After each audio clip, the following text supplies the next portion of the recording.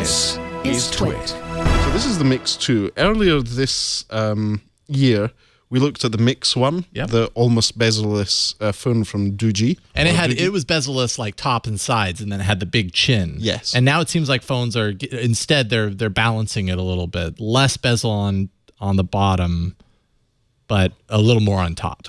Yes. Yeah. So they've evened things out on this device, and I think the best way to describe the Doogee Mix 2 is it's a beautiful shiny brick. Yes. That's really shiny. Thick, it's relatively heavy, but it has an 18:9 aspect ratio full HD screen.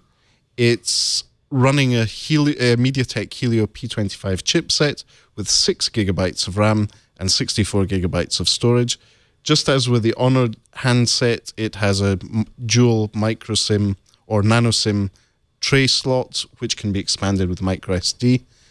This one makes the courageous move of not having a Courage port or a Nostalgia port. It's just one USB Type-C port.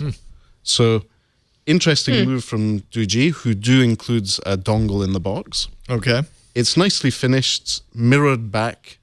It looks like an LG G4.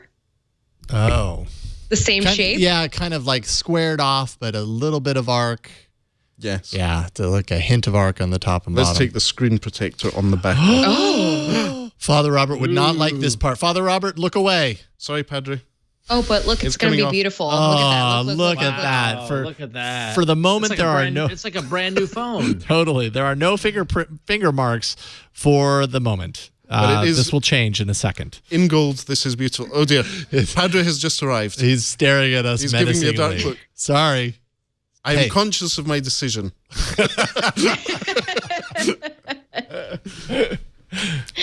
So there we go. That's the Doogee Mix 2 with its lovely screen. This is running Android 7.11.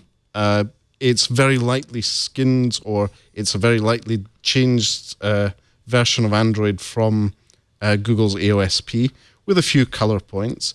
It's just very pleasant to use, and the battery life on this is even better. Man, it does feel like a brick, though.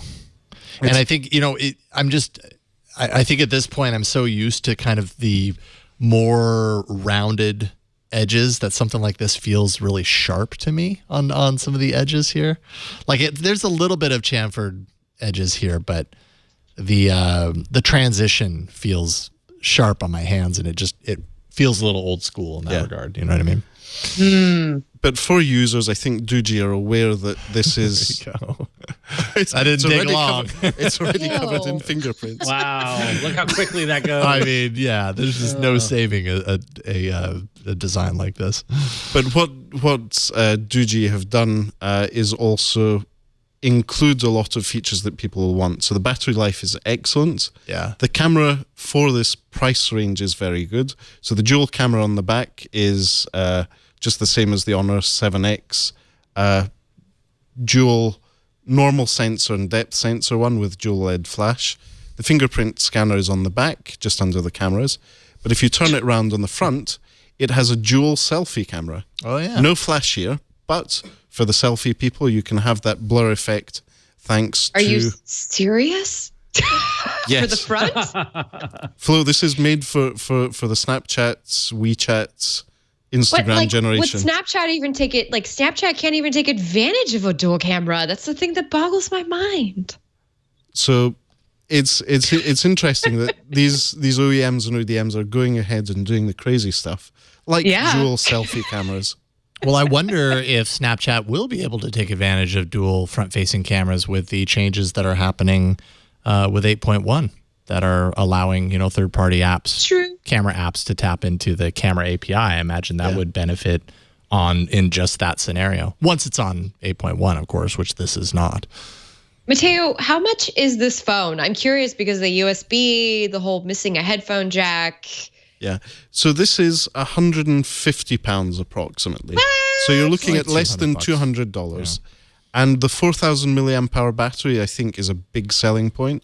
It is a beautiful brick, but the battery life is amazing on it. It's a beautiful brick. It's a beautiful brick. Beautiful, shiny brick. Yeah, it's very shiny. But no nostalgia port, sadly. It's okay. Doogee had one job, just a nostalgia port. No, I'm happy. I like USB-C. Hey, it's Not as gotta fond say about the- you gotta say something about the fact that it's a sub 200 and has USB Type-C, and yet we see a lot of phones 300, 400 Yeah, they're all still going with that way. micro.